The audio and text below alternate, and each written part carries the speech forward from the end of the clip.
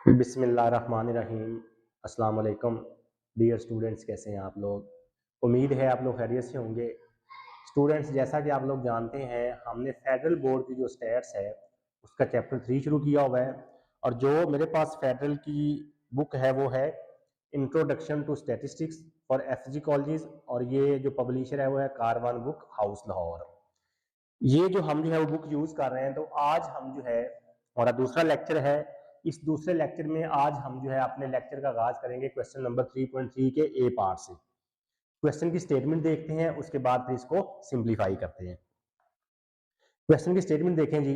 लिखा हुआ है the average charges paid bye 12 residents in a particular area for the electricity consumed is ₹93.50। If 11 of the residents paid rupees 110, 90, 68 up to so on 75, what amount was paid by the 12th resident? वो कहता है जी, एक area में total जो है वो 12 लोग रहते हैं जो इलेक्ट्रिसिटी का बिल जो है वो पे करते हैं ऑन द एवरेज। एवरेज का मतलब क्या है कि वो 12 लोग जितनी बिजली यूज कर रहे हैं उसको 12 पे डिवाइड करते हैं, उसका जो आंसर आता है वो आता है 93.5 रुपीज। एवरेज का मतलब होता है एक्स बार, मतलब टोटल लोग जो है हमारे पास वो है n इज इक्वल टू 12, और एक्स बार जो है वो है 93.50। ये 12 लोग हैं जी। और वो कहता है जी, अगर जो 11 लोग हैं, जो पहले 11 लोग हैं, वो जो बिल पे करते हैं वो करते हैं जी, उनकी जो वैल्यूज है वो हमें दी हुई है। वो है 110, 90, 68, 95, 118, 85, 78, 87, 120, 82 और लास्ट पे है 75।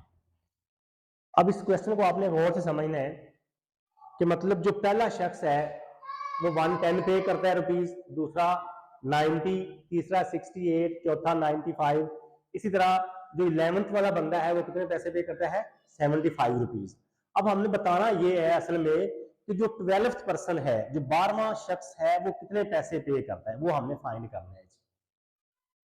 इसको देखें, हमें पता है एक्स बार जो है ये इक्वल होता है सम एक्स ओवर एन।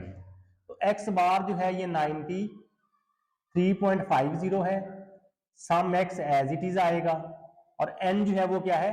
12। ये 12 डिवाइड है, इधर आके मल्टीप्लाई हो जाएगा। 93.50 multiply by 12 is equal to sum x. तो इसको जब हमने किया जी, तो हमारे पास जो आंसर आ रहा है वो आ रहा है 111222। ये क्या आ गया जी? सम एक्स। अच्छा, मुझे ये बताएं कि ये जो सम है ये कितने लोगों का है? 12। मतलब जो टोटल लोग थे 12, उनका ये सम है। उनको मतलब जो टोटल बिल आता है वो कितना आता है? 1122। इसको मैं लिख सकता हूं सम ऑफ 12 पर्संस। जो 12 पर्सन का सम है, मतलब सम एक्स जो है वो कितना आ रहा है? 1122। ठीक है जी।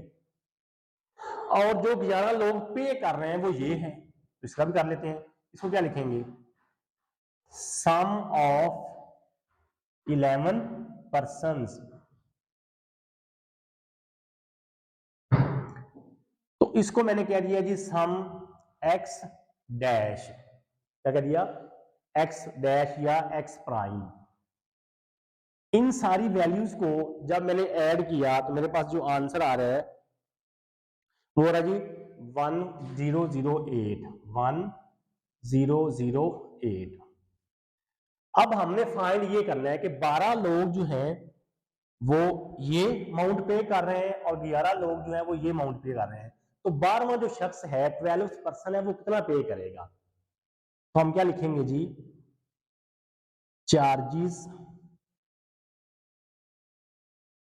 पेड बाय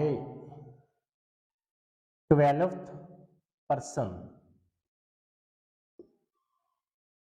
ये इक्वल होगा जी, अब मैं यहां पे लिख देते हैं सम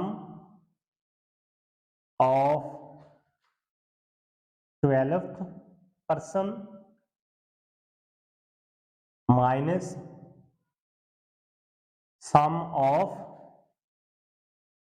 11th पर्सन,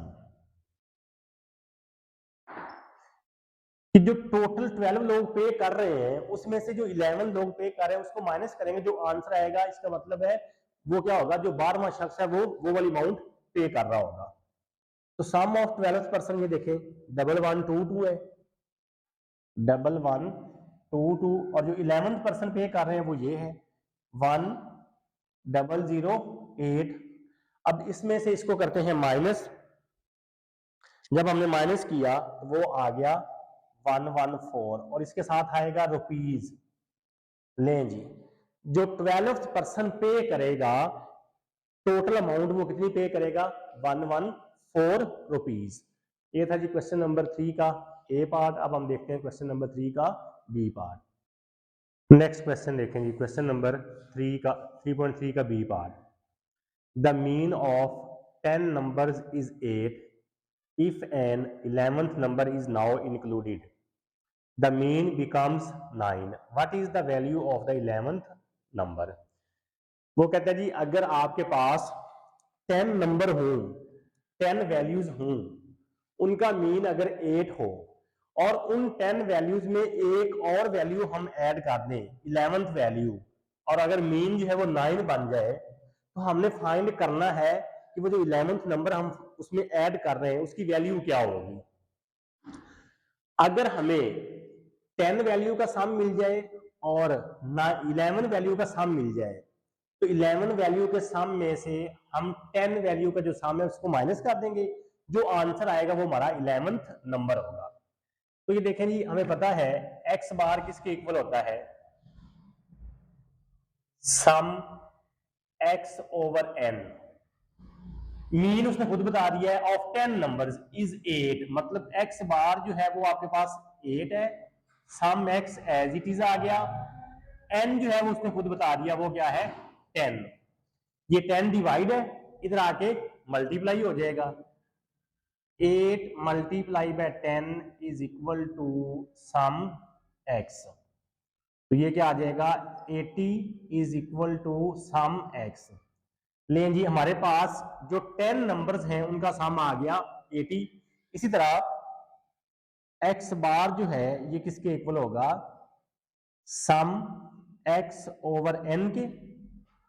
अब उसने खुद बता दिया मीन ऑफ 11 वैल्यूज इज 9, कि जो 11 वैल्यूज हैं उनका मीन क्या है 9। ये सम एज इट इज आ जाएगा, और वैल्यूज उसने खुद बता दी थी, ये थी 11। ये डिवाइड है, इधर आके मल्टीप्लाई हो जाएगा, 9 multiply by 11 is equal to sum x।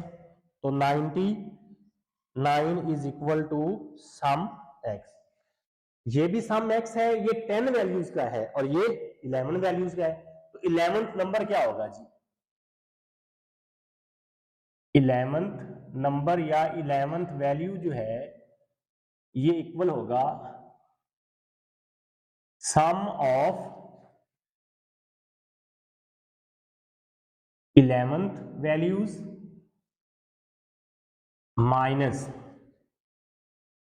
Some of 10 values, या 10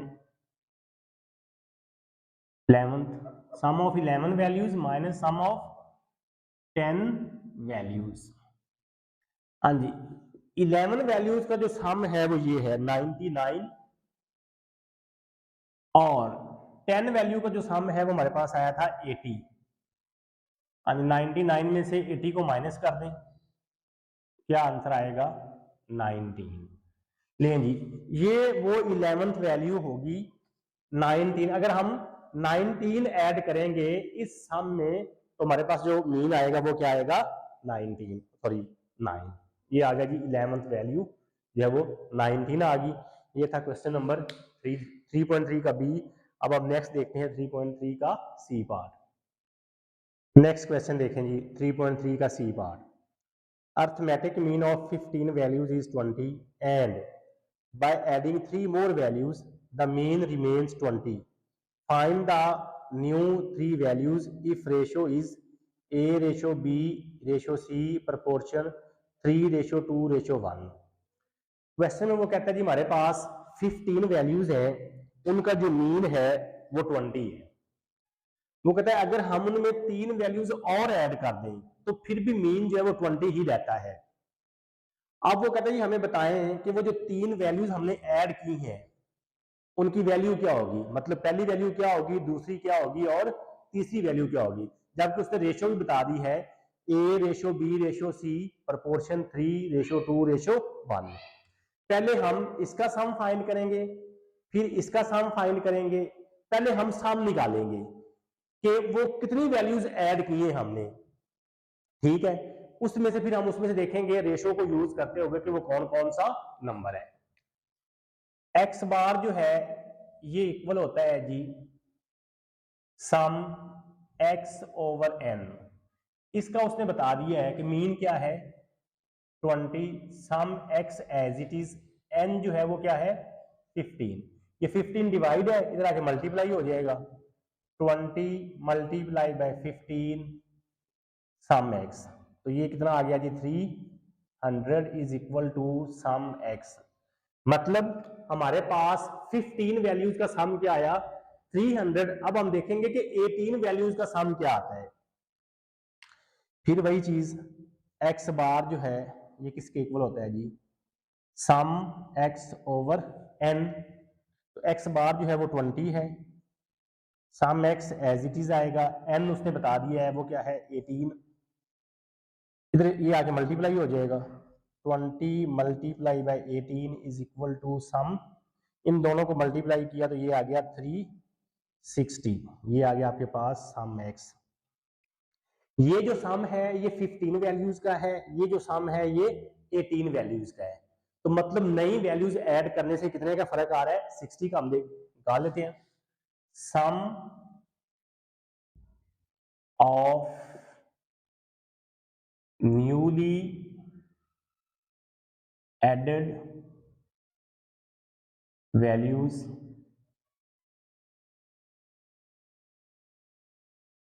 हाँ जी वो किसके इक्वल होगा सम ऑफ 18 वैल्यूज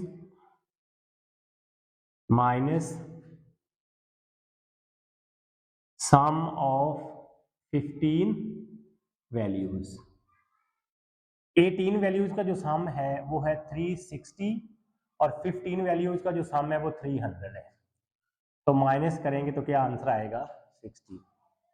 लें जी वो जो नई 3 हमने वैल्यूज ऐड की हैं उनका सम क्या आ रहा है न्यू वैल्यूज। नई वैल्यूज का जो सम आ रहा है वो हमारे पास आ रहा है 60। अब उसने खुद बताया कि जो रेशो है उनके दरमियान में वो है ए रेशो बी रेशो सी। मतलब रेशो जो है वो है आपके पास ए रेशो बी रेशो सी। ये क्वेश्चन में उसने बता दिया है और उसने ये भी बता दिया कि पहली जो है वो 3 है, दूसरी जो है वो 2 है और तीसरी जो है वो 1 है। ये है जी आपके पास इनके दरमियान में रेशोज। सबसे पहले हम फाइंड करेंगे sum of ratios. Sum of ratios क्या होगा 3 प्लस 2 प्लस 1। तो आंसर क्या आ गया इन रेशो का जो सम है वो हमारे पास आ रहा है 6। अब हमने फाइंड करना है जी पहला नंबर क्या होगा फर्स्ट नंबर। हाँ जी ये इक्वल होगा फर्स्ट नंबर यहां हमारे पास क्या है 3 डिवाइडेड बाय इस रेशियो का सम वो क्या है 6 multiply by sum of new values. New values का सम क्या था 60। इसको जब सोल्व करेंगे तो हमारे पास जो आंसर आएगा वो आएगा जी 30। मतलब वो जो नई वैल्यूज हमने ऐड की हैं उसमें जो पहला नंबर हम ऐड कर रहे हैं वो क्या है 30। इसी तरह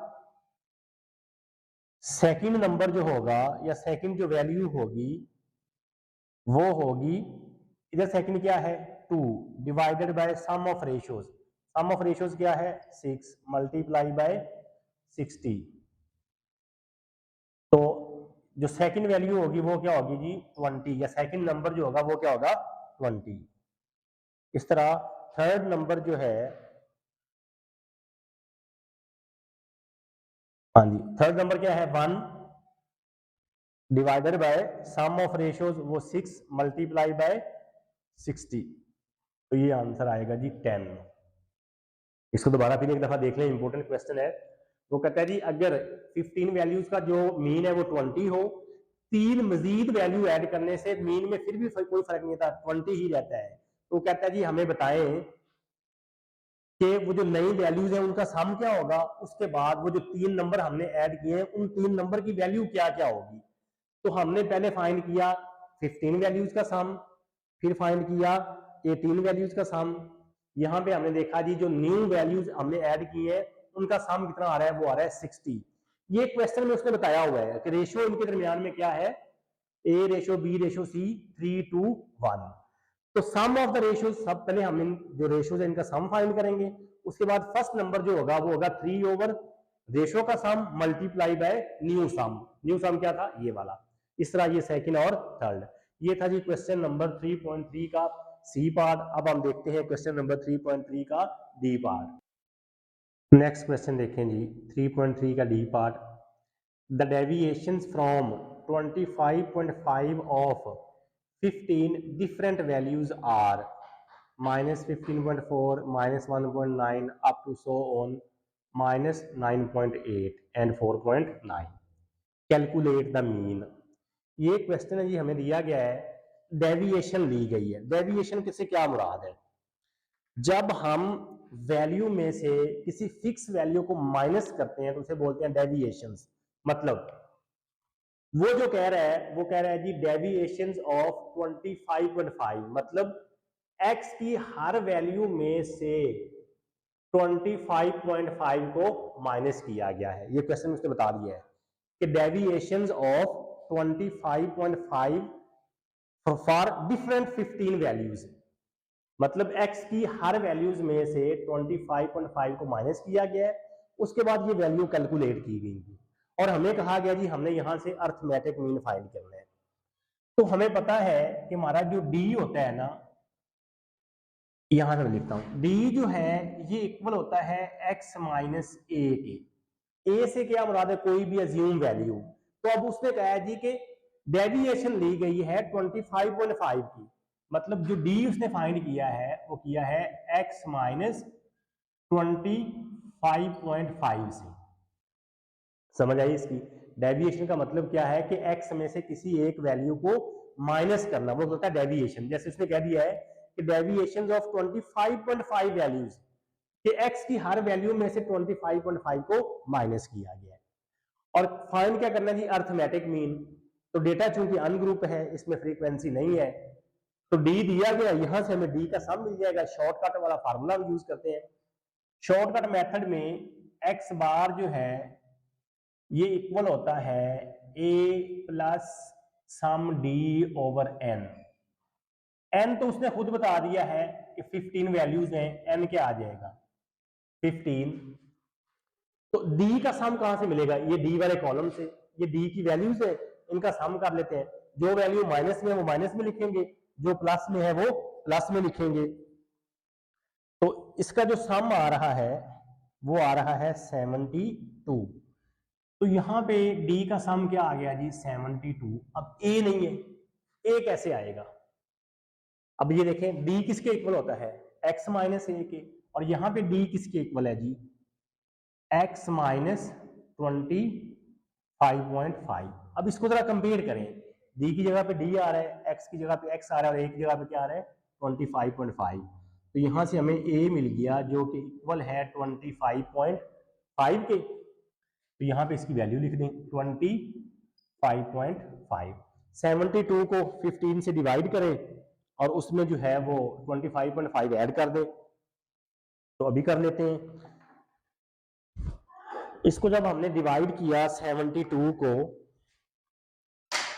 तुम्हारे पास जो आंसर आएगा जी 72 डिवाइडेड बाय 15, ये है 25.5 प्लस 4.8। अब इन दोनों को ऐड कर दें, प्लस 25.5, तो ये आंसर आ गया 30.3। लें जी, ये हमने क्या फाइंड कर लिया, एक्स बार। सिर्फ इसमें एक ही इशू था कि उसने कहा था कि डेविएशन ली है, किससे ली गई है, 25.5 से, मतलब x की हर वैल्यू में से 25.5 को माइनस किया गया है। जब हम x में से कोई फिक्स वैल्यू को माइनस करते हैं ना, तो हमारा होता है d। ये देखें, d किसके इक्वल है, x माइनस ए के, तो उसने किसको माइनस किया है, 25.5 को, तो इसलिए इसको d का नाम दे दिया। लें जी स्टूडेंट्स, आज के लिए हमारा यही काम है। अगर आप चैनल पे नए आए हैं और अभी तक आपने चैनल को सब्सक्राइब नहीं किया, तो जल्दी से चैनल को लाइक कर दें, सब्सक्राइब कर दें, और बेल आइकन को आपने लाजमी प्रेस करना है, ताकि आने वाली हर नई वीडियो का नोटिफिकेशन आप तक पहुंच सके। एक नई वीडियो के साथ दोबारा फिर मिलते हैं। अपना ख्याल रखिएगा। अल्लाह हाफिज़।